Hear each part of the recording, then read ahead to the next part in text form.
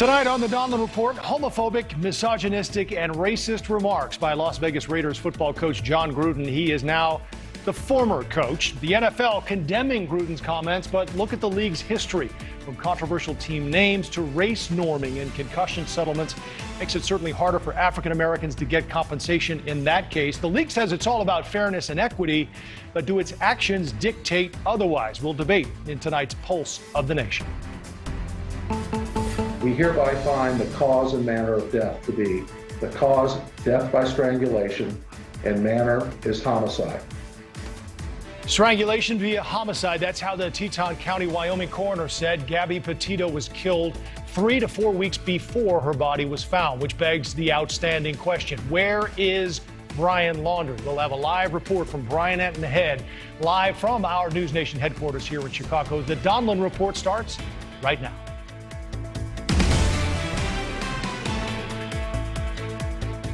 It is America's favorite sport. It's a huge moneymaker, and at the moment, the National Football League is a mess. One of its most popular coaches is out. Jon Gruden signed a $100 million contract to lead the Las Vegas Raiders, but he stepped down last night after emails surfaced showing he made racist, misogynistic, and homophobic comments over several years before he signed that monster deal.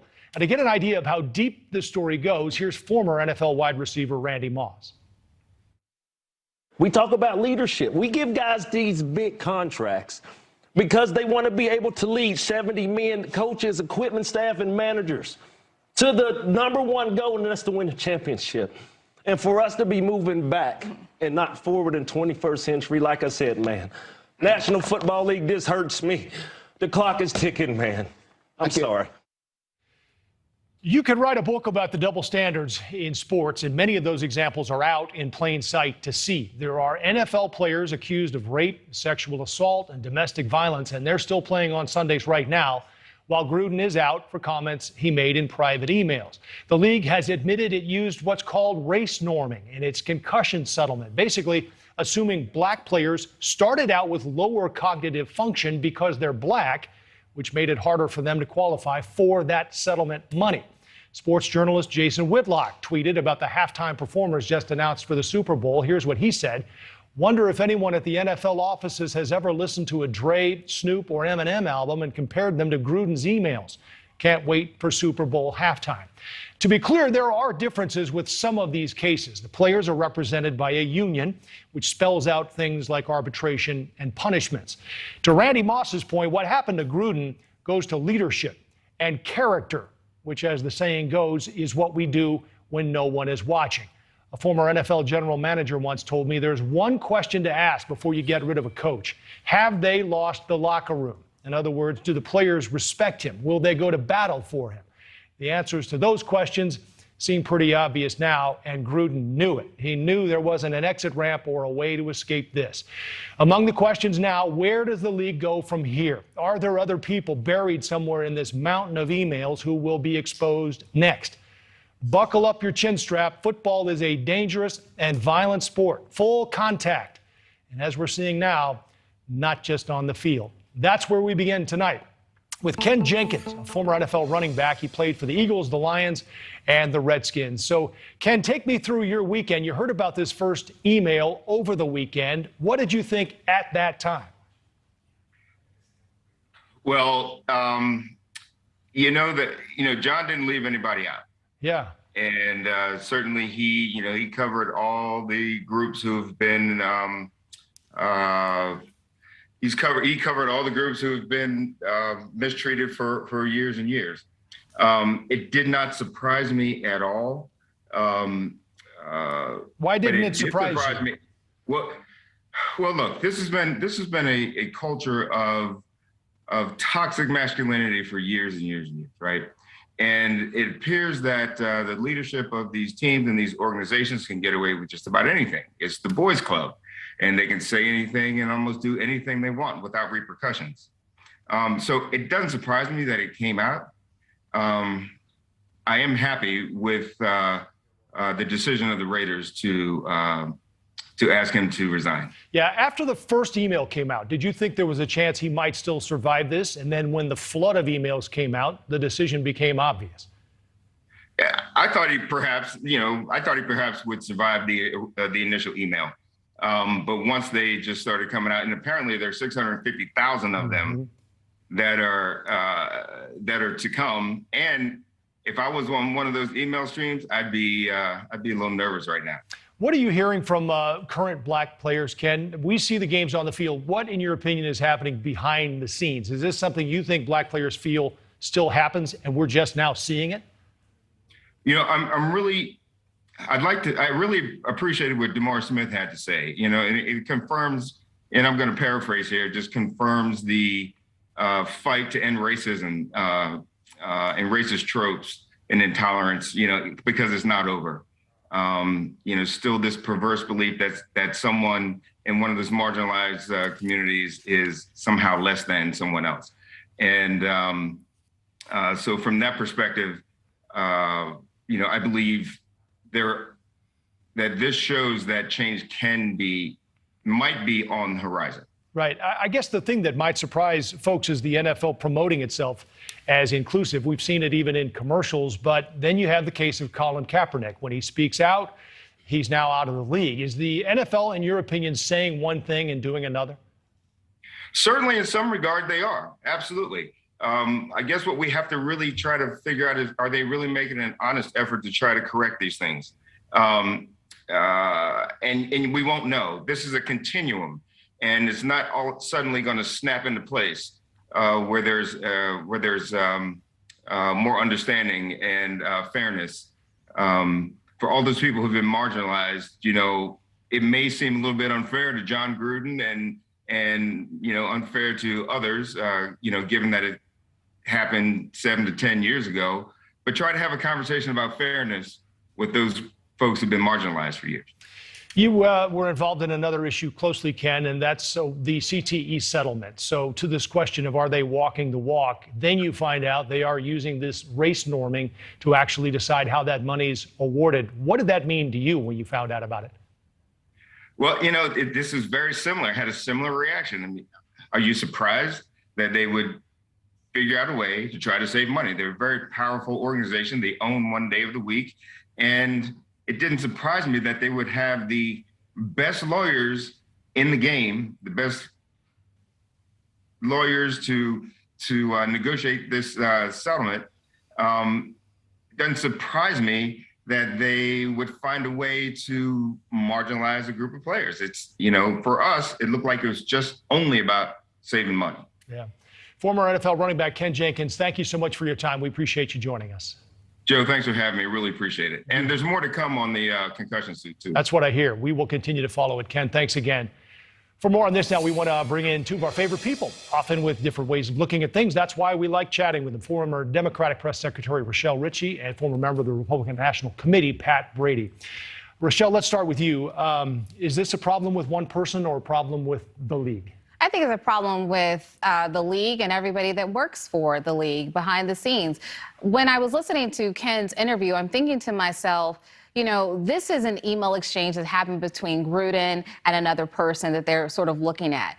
But anyone that was on that email thread or anyone that heard him speak this way is complicit in this. The fact that it's 7 years of this, he didn't just do this in the last week. And I think the only reason that he was actually let go is because it was exposed in the press. I do not think that he would have been let go if they were able to keep it under wraps and not have the press come out and report about it. And they knew it was going to come out because I want to think that the Wall Street Journal and the New York Times would do their journalistic duty to ask them if they want to comment before they release their story. So they knew that this was coming out, and that's literally the reason why I think they fired him.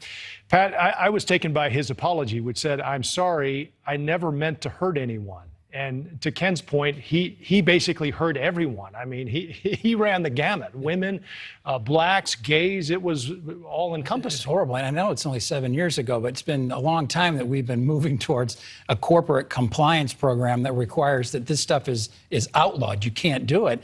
And you got to look at Goodell at this point. What have you been doing? There have been so many screw-ups in the NFL with the PR component of it and how they manage the players. I know it's difficult, but where was he?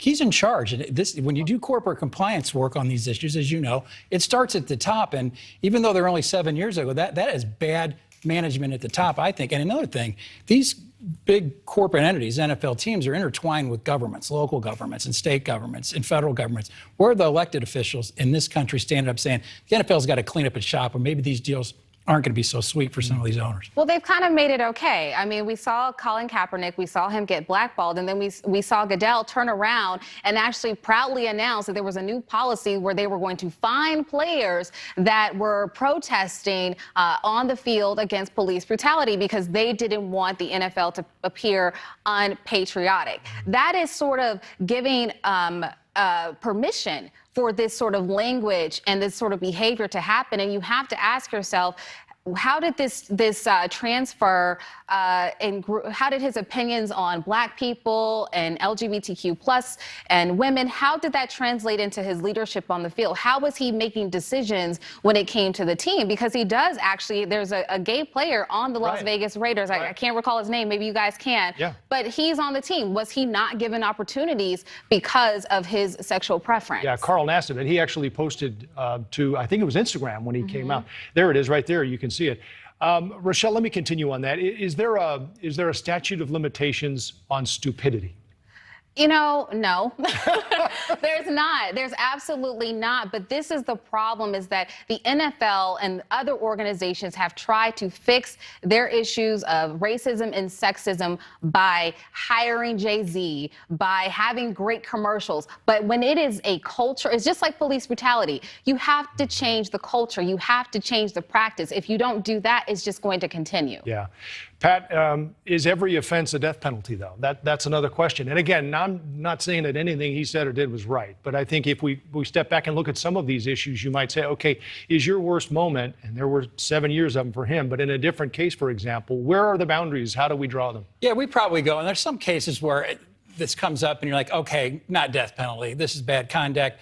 But you would think that there would be a mechanism within the NFL once you catch this once and say, you got to cut this out. We're going to go to do some training, and you're going to realize the importance of what you're doing or the impact it has.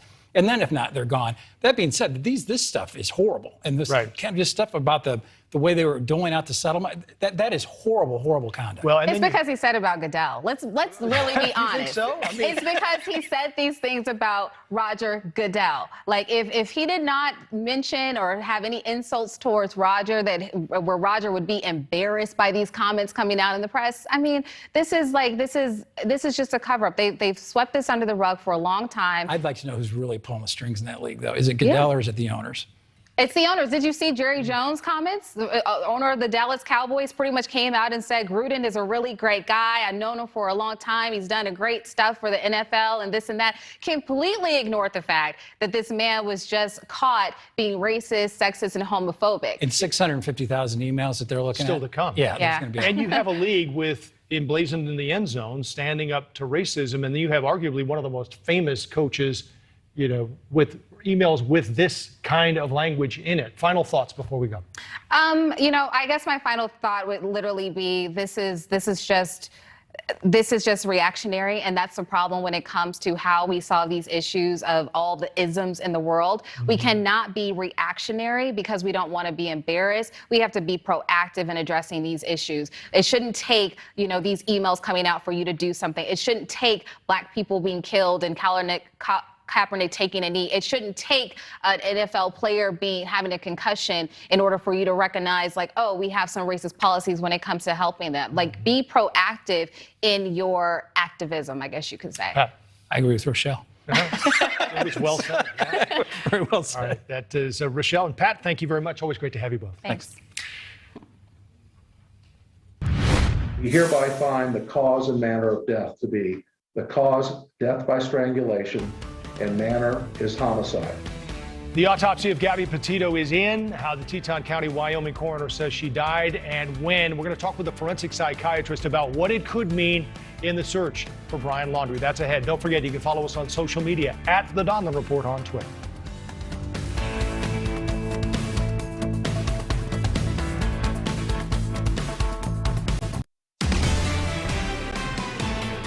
The Teton County Coroner Office is following the following verdict in the death of Gabrielle Lenora Petito. We hereby find the cause and manner of death to be the cause, death by strangulation, and manner is homicide.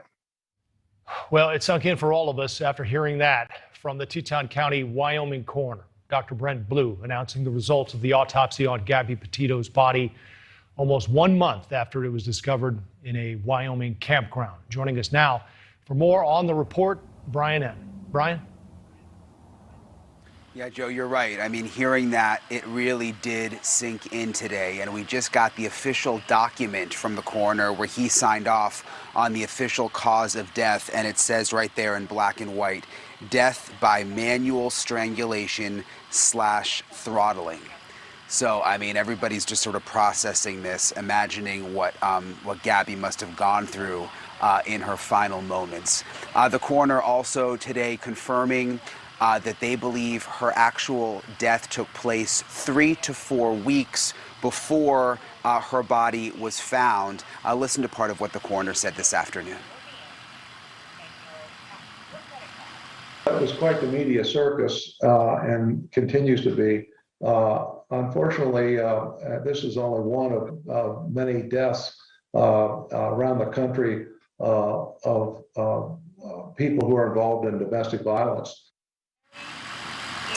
And Joe, that specific thing the coroner said really stood out to me because he was very clear that he could not give any details about the investigation. He wouldn't say anything except the cause of death, strangulation, and that they believe the body was there for 3 to 4 weeks before it was found. But you heard him say there, domestic violence. He was asked the question about the media circus atmosphere, and he responded, and he said domestic violence. Yeah, I know there was a lot he didn't say, Brian, but I think we all learned a lot from the little he did, and I'm guessing you did as well, because I know you were in there asking questions too. Yeah, absolutely. I mean, obviously, we wanted to know more toxicology, specific questions about the autopsy, and he was very clear that under Wyoming law, they are not going to release any of that because, of course, this is still an FBI investigation, and there is still someone on the run right now, and they still haven't found Brian Laundrie, so they were very, very tight-lipped about those details. All right, Brian Enton live for us again in Northport, Florida. Brian, thanks again for the update. Thanks, Joe. I want to bring in now Dr. Carole Lieberman, forensic psychiatrist and expert witness. Doctor, I'm curious, I'm sure you heard and saw the news conference today from Wyoming. We're going to hope to get the doctor up here in a second. It sounds like, doctor, can you hear me? Yes. Okay, well, there you are. You just popped up. It's great to have you. I'm wondering, as a psychiatrist, what you thought when you heard manual strangulation and throttling. What does that say to you as a psychiatrist? It says rage. It says Brian Laundrie, and fits the type. I wrote a book years ago called Bad Boys, Why We Love Them, How to Live with Them, and When to Leave Them. And I described a type called the Prince of Darkness. And that's the OJ type. At the time that I wrote it, he was the biggest bad boy, Prince of Darkness type. And there are a lot of similarities between Brian Laundrie and OJ. One, of course, is that we were mesmerized by the flight in the white Bronco, and we've been mesmerized trying to look for Brian Laundrie. But more significantly than that, these are men who are irrationally jealous. They want to isolate their woman. They are terrified of the woman abandoning them. And just like Nicole, on the night that OJ killed her, it was when he finally got the sense that she was going to leave him. And I think that what must have happened with Gabby is that on that day, night, whenever he throttled her, she had given him some kind of sense that there was some chance of her leaving him. For example, he didn't like, remember she said in Utah, she said that he didn't like her doing the vlog. Right. And that was her connection to the outside world. He didn't like that she was going to possibly have success with her vlog. Another thing is, this was after she had gone back into the restaurant, the Piglets restaurant, where he argued over the bill, and she went back and she was crying and she was apologizing for him. He wouldn't have liked that. That would have been a betrayal to him. Right. And then we don't know, of course, what happened the final night, the final day, what she did that made him finally think that she was going to abandon him, and he just flew into this rage. What is your profile of him today? Is this the type of person does this, who would kill himself, or do you think he's still alive and on the run? I think that he hasn't killed himself yet. I think quite frankly, I think he's enjoying, to whatever extent he might be able to see what's going on in the world. Everybody's looking for him. He's enjoying that. But if we close in on him, you know, if he sees that the FBI, the police are closing in on him, that is a time when he could well consider killing himself. You know, his childhood was reflected in a lot of his Pinterest posts, in his dark Pinterest posts, things of headstones and skeletons and all kinds of things. He had what I call a house of horrors childhood. There were many questions we had, Doctor, as we watched this news conference today. There were not as many answers as we had hoped to get. What did you learn? Well, you know, it was interesting that the coroner sort of inadvertently said domestic violence. Right. I don't know, you know, he was trying to keep it so tight, just homicide and strangulation, not even manual strangulation. But I think it all fits together. It all fits to an abusive man, a perpetrator of domestic violence who finally reached his breaking point. He finally snapped. And it is so sad. You know, the one thing I hope that her legacy is going to be for women to be very careful about these kinds of men who are incredibly possessive and irrationally jealous and are volatile and fly off the handle. And, you know, of course, it's so sad. We all look back now in hindsight about what happened in Utah, that if they would have only stopped it then. But when men are violent, you know, pushing, shoving, it doesn't have to be a big show of violence, but it doesn't get better. Women need to know that that is when they have to get out. Carole Lieberman, forensic psychiatrist and expert witness, thank you for lending your voice to the program tonight. Thank you. Thank you. Shocking video shows an attempted kidnapping in New York in broad daylight. What the suspect claims the voices in his head told him to do with a 3-year-old. That's ahead. And is COVID misinformation on the rise? I'll speak with one journalist who says one of the top media empires in the U.S. is getting a little loose with the facts. That's coming up next.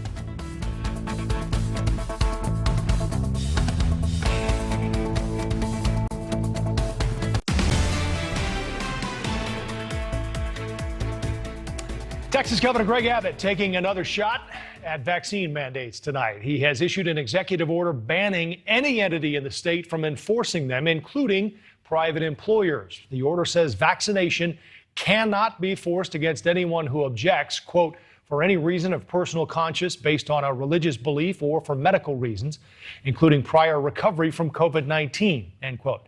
In the order, Abbott called out President Biden for what he called federal overreach. Meantime, a parent is suing a Wisconsin school district after her son contracted COVID-19 from a classmate. The district had just ended its pandemic mitigation efforts. And in the uproar over fears that Facebook is fanning the flames of COVID misinformation, our next guest is asking, why aren't we calling out the New York Times for doing the same thing? Senior editor of Reason, Robbie Suave, joins us again. Robbie, good to see you. The last time you and I talked, I think we were celebrating your op-ed in the New York Times. What happened? And I appreciate that they allow me to criticize them and then also invite me to write for them. It's a big company that does a lot of good work, don't get me wrong. But I think a lot of their reporting, the news side, relating to the pandemic has been hyperbolically sensationalist in a negative way. I'm talking particularly about their lead coronavirus reporter, Apurva Mandavili.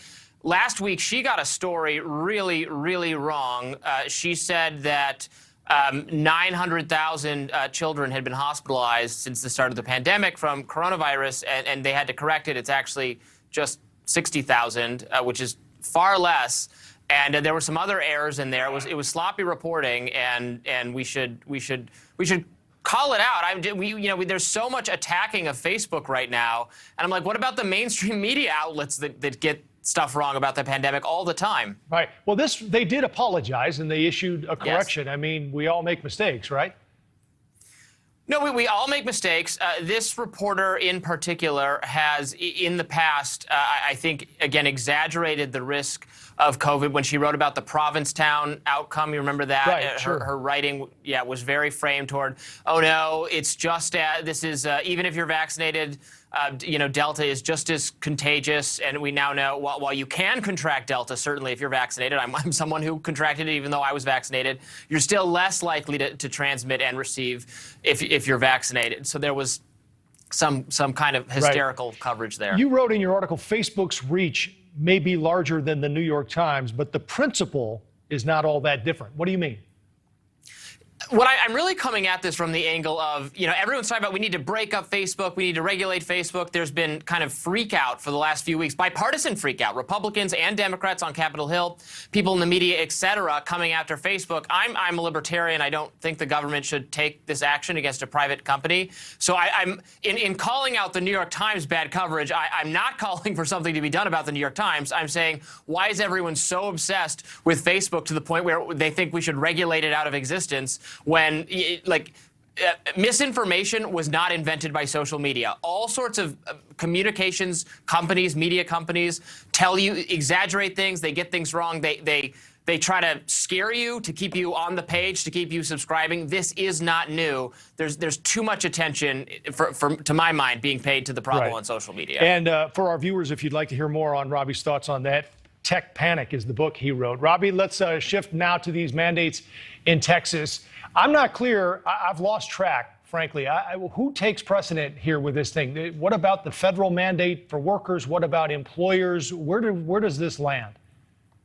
Yeah, it's not clear. I mean, I think the federal mandate would take precedence, although I have some serious questions about whether the federal mandate is constitutional. Remember, this is not, Congress passed no law on this. Biden just declared this and said he had the authority to do this under existing kind of OSHA guidance. I'm very skeptical of that. So I'm very skeptical of that.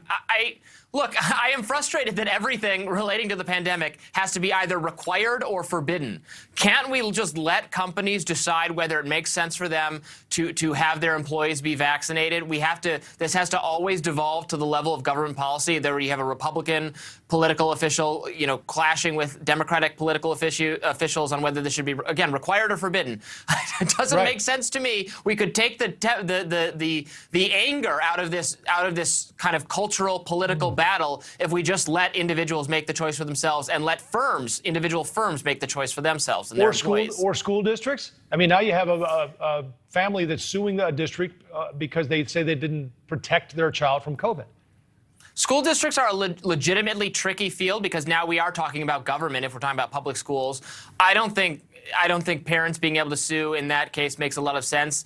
I think children ought to be allowed to get vaccinated. We need to get the government out of the way and approve those vaccines. Absolutely that. Now, children are not all that threatened by COVID. Very low number of seriously negative outcomes there. So I'm not sure, I'm not convinced that it's necessary to absolutely mandate the vaccine for them, and I could see that causing a lot of it could backfire, cause a lot of social strife. So I'm really not sold on that as a policy, certainly not a mandate at the federal level. I would rather leave that, again, to families to make that choice for themselves. Robbie Suave, always good to have you. Thanks for the time. My pleasure. Shifting gears a bit here to this video out of New York City obtained through surveillance footage outside a gas station. This happened in broad daylight. The video shows a man wrapped in a blanket walking past a grandmother with her 3 young grandchildren. The man then snatches a 3-year-old girl and runs away. Thanks to the help of a few nearby Good Samaritans, the little girl was rescued uninjured. Joining me now, TJ Smith, retired Anne Arundel County, Maryland police commander. He joins us often. Good to see you again. This case goes, I guess, to a lot of problems that we're seeing when it comes to public protection, TJ, and that is homelessness and mental health. In this case, the man said he'd heard voices in his head. Well, good to talk to you again, Joe. And one of the things I often talk about here locally in Baltimore is that mental health piece. And one thing I don't think we've spoken enough about during the COVID-19 pandemic, especially, is mental health. Far and beyond the people who have been sick, who have had problems for many years, the people who have fallen deeper into holes and have struggled as a result of the onset of the new problems that they've faced. And, you know, now we're going to have a whole new generation of people who've fallen into a deeper and darker place as a result of what they've gone through, the tremendous loss of 700,000 people. And they haven't really had an outlet to cope with it, whether it's been the businesses that have closed and everything else. So we have to address it, and we can't act like it's not there. You know, that's going to get me to another point, but I want to set you up on this by showing you another piece of video, a security guard who was trying to enforce a mask policy. And there was another case where there was a shoplifter that was, they tried to stop, security guard tried to stop him, and the suspect pulled out a gun. These are all things, to your point, though.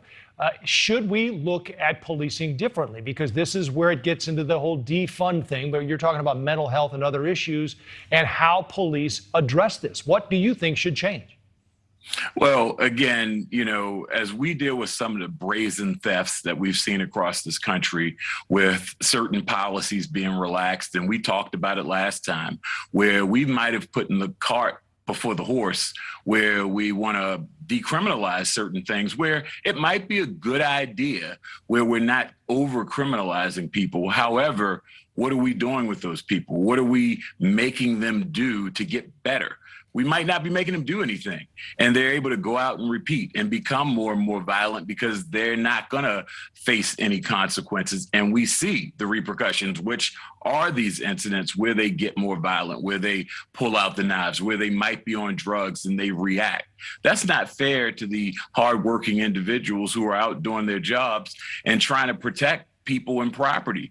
And unfortunately, as we look at some of these things where businesses are going to be forced to close, when I look at it from the 30,000, 40,000 foot level, and when we have advocates and activists who want to decriminalize a lot of these things, well, if the business is closed and that's less opportunities for people to work, less opportunities in the communities, then that can cause a major public safety issue in and of itself. Didn't you try this in Baltimore, TJ, where you I guess last year over the pandemic year didn't really prosecute these lower level crimes, and in the end what you found was that more violent crime went down, where now we're seeing that violent crime back up again? What is the thinking on this? Well, the idea has been tried here where you're not prosecuting some of the lower level offenses, but we have absolutely seen the murder rate at the highest point that it's ever been, where the population, if you look back at the 90s, is nearly 200,000 less than what it was then. But sadly, the amount of murders is nearly what it was back in the 90s. So it hasn't allowed officers to spend more time and focus on violent crime. It doesn't feel like that is happening because there are less officers on the street. So we're seeing some of those repeat offenders. And again, we have to be able to have those tools. The officers might need those tools, and we have to look at some common sense ways of using those tools. Does there need to be a sunset on these things where somebody might have been arrested for these minor offenses and they go away because this person's not a repeat offender? But that person who is a repeat offender, well, we're going to bring this back up. And this is what we're going to use to hold you, to keep you off the streets so that you don't go out and harm someone's family and harm people's businesses, because it's not fair. And we're seeing it in city after city in this country. And we're starting to see different governments and governments who were in favor of the, quote, defunding police say, well, let's slow down a bit, because our constituents are telling us that's actually not what they want. They want to feel protected. They want a police department that respects them and does what they're supposed to do, but also goes after the bad guys that are really hurting our young people. And a lot of those cities are putting that money back into police budgets as well. We're going to be keeping an eye on that vote in Minneapolis where they're going to possibly change the police department, scrap it, and create a new Department of Public Safety. So we'll get your comments on that the next time we talk, TJ. Retired Anne Arundel County, Maryland Police Commander. It's always good to have you, TJ. Thanks for the time. Thank you. Take care. We have some breaking news now. The House is voting as we speak to raise the nation's debt limit through December. The U.S. Treasury warning lawmakers the government had only enough cash to pay bills through later this week without congressional action. This vote helps give the federal government some extra breathing room and money following weeks of partisan rancor on this issue. Republicans already cautioning there could be another standoff in several weeks as Democrats continue to try to fashion a deal on the president's multi-trillion-dollar spending plan, something we're watching tonight in D.C. Meantime, China putting increasing pressure on Taiwan, flying aircraft into their airspace, even carrying out assault drills in the nearby province. What the Pentagon had to say about that today. And are rising prices on everything from gas and food set to slow down anytime soon? Not according to a top economic group. We'll discuss how high the prices could rise. That's coming up.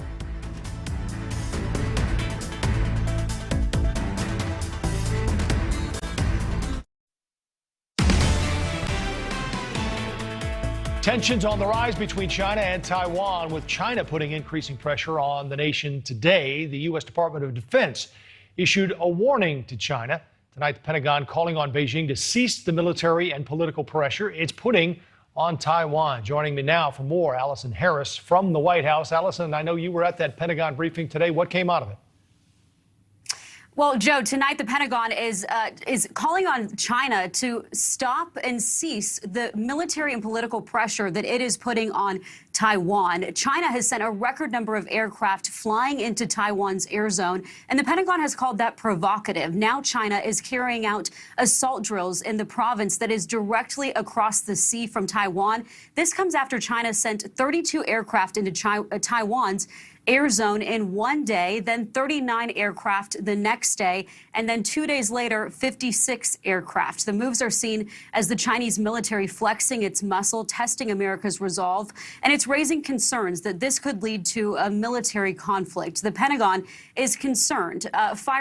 It's concerned that a warning shot fired by Taiwan or a crash could explode into conflict. China is trying to pressure Taiwan to accept Chinese rule. The Taiwanese president says Taiwan will not bow to China.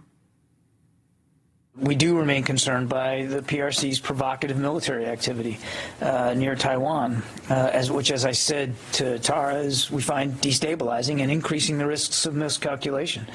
So we're urging Beijing to cease this military, diplomatic, and economic pressure and the coercion against Taiwan. And reports state that so far Chinese aircraft have not flown close enough to provoke the Taiwanese to fire on Chinese aircraft. President Biden and Chinese President Xi have agreed to a virtual meeting before the end of the year in an effort to maintain stability there. And there are also heightened tensions with a familiar U.S. foe in that region. That's North Korea. Today, leader Kim Jong-un showed off the country's weapons and defense capabilities, calling the U.S. hostile and blaming the U.S. for destabilizing the region. The Pentagon says the U.S. presence in the region is all about maintaining stability and security there. Joe? All right, Allison, I'm fascinated by the video we're seeing there. It's interesting. All right, Allison, thanks for the update. We appreciate it. The number of people quitting their jobs has surged to record highs. The numbers being pushed by a combination of factors, including Americans who are sensing they may have more opportunity and better pay at other jobs, among other things. But here's the number. 4.3 million people quit in August. That's about 2.9% of the workforce, according to a report by the Bureau of Labor and Statistics.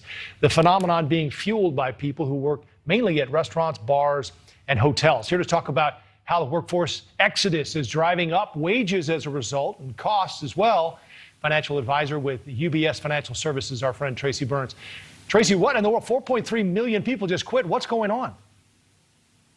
Yeah, look, I think COVID did a lot of things, but it made a lot of people really rethink what they want to do and how they want to make money and how they want their professional life to affect their home life.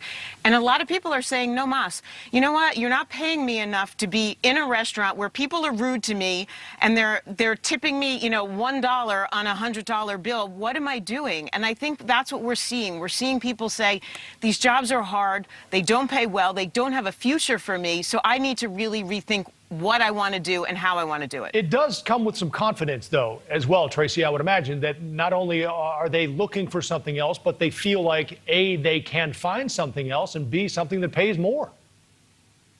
For sure. And I do think we're going to see an influx of the whole entrepreneurial movement eventually when people start to get home, think about what they want to do and push forward. And that's fantastic and all. But we really do need people to work, you know, and I think about it all the time. If you need a job right now, go be a dishwasher or go be a waiter because you'll be manager before you know it because they're so short staffed these days. There's so much opportunity and people are missing it. All right, Tracy, we're seeing video of all these bare shelves, and the heartbreak for me today was when I saw the headline that there was a shortage of Sour Patch Kids. I guess my question, I do love those things. Is this going to get worse, do you think, before it gets better, and how long will it take?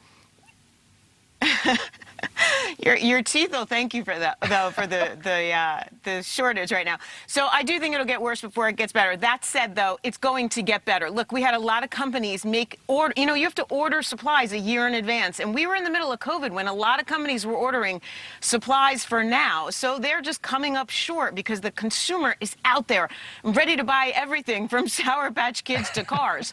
And so we will get through that, right? We also have, you know, you've been hearing all day, Joe, you've been talking about it too, issues with, we have the labor shortage and people don't want to unload trucks anymore. Well, you know how to get people to do that? Pay them more. I'm sorry, companies have to step up a little bit here. We need companies to pay their employees soundly and professionally so that they feel like they deserve to come to work, and they should. And that eventually will work itself through the system as well. That also, though, will continue to mean prices more than likely will stay high, correct? For sure, but then, you know, also people are going to get smart and start to take advantage of generics, and because they're still cheaper out there, right? If you don't want to buy the national brand, go look somewhere else. We as a consumer will get creative, no doubt, because you're not going to have, you know, you're not going to miss out on the 8 days of Hanukkah, and there's not going to be an empty tree this year. There's going to be presents there for the kids. It's a matter of how we find them. UBS Financial Services, Tracy Byrnes, it's great to have you as always. Thanks for the time. Thanks, Joe. People who went to the Illinois-Wisconsin game this weekend treated to a show from a dancing dad. That's our snapshot next.